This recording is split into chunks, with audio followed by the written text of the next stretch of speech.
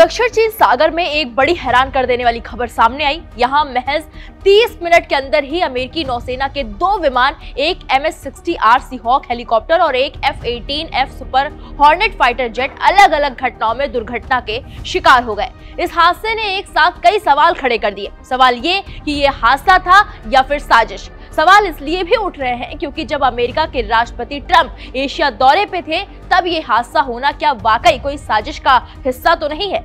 अब इस हादसे पर चीन का भी बयान सामने आया है। चीन ने क्या कुछ कहा है वो आपको बताएं, उससे पहले ये जान लीजिए कि इन दोनों ही हादसों की पुष्टि अमेरिकी नौसेना ने की है।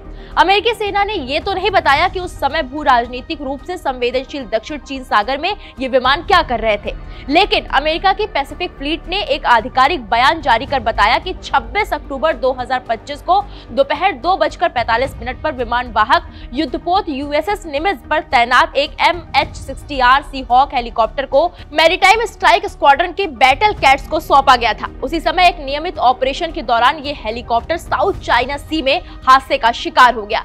पैसिफिक फ्लीट के मुताबिक कैरियर स्ट्राइक ग्रुप के खोजी दल ने हेलीकॉप्टर पर तैनात तीनों पायलट और दूसरे क्रू सदस्यों को सुरक्षित बचा लिया, लेकिन इस घटना के महज आधे घंटे के अंदर ही यानी कि 3:15 पर निमित्ज पर तैनात एक F-18 सुपर हॉर्नेट लड़ाकू विमान दक्षिण चीन सागर में क्रैश हो गया। इस दौरान ये fighter jet strike fighter squadron के फाइटिंग रेडकॉक्स को ऑपरेशन के लिए सौंपा गया था। सर्च टीम ने इस लड़ाकू विमान के दोनों पायलट को बाद में सुरक्षित बचा लिया।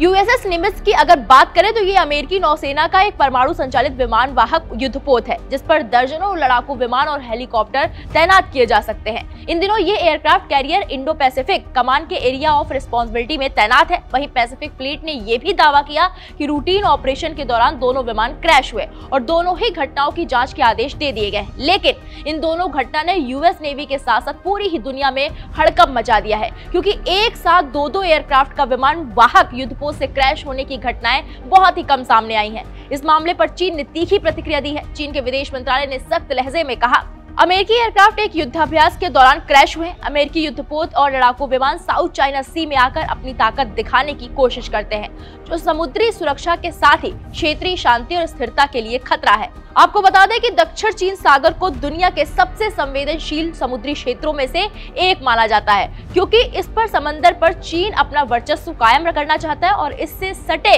फिलीपींस, इंडोनेशिया और वियतनाम जैसे देशों की नौसेनाओं को भी घुसने नहीं देता। लेकिन अमेरिका और दूसरे पश्चिमी देशों ने फ्रीडम ऑफ नेविगेशन की नीति अपनाते हुए इस समंदर में नौवहन करते हैं और चीन से तनातनी रखने वाले देशों के साथ साझा युद्धाभ्यास और पैसेज एक्सरसाइज भी करते हैं और चीन को ये कतई बर्दाश्त नहीं है। इसलिए भी इस हादसे पर सवालिया निशान खड़े हो रहे हैं। फिलहाल इस पूरे मामले पर आपकी क्या राय है, हमें कमेंट बॉक्स में जाकर जरूर बताएं।